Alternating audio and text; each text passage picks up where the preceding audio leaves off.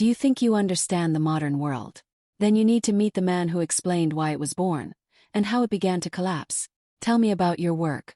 Speaking about my work is, fundamentally, to speak about an attempt to map and understand the convulsive transformation of the modern world, from a materialist and global perspective. My interest has always centered on how the great forces of history, industrial economy, political revolutions, and the rise of the bourgeoisie, have shaped the social and political landscape.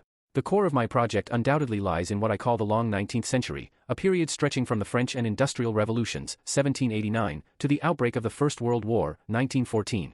This analysis is contained within my famous trilogy, The Age of Revolution, The Age of Capital, and The Age of Empire. In them, I sought to show how the triumph of liberal ideology and bourgeois capitalism created the world as we know it, for better and for worse.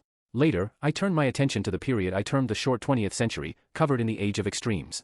It is a chaotic century, framed by the Great War of 1914 and the collapse of the Soviet Union in 1991, a time marked by world wars, fascism, and the failure of the Great Communist Project.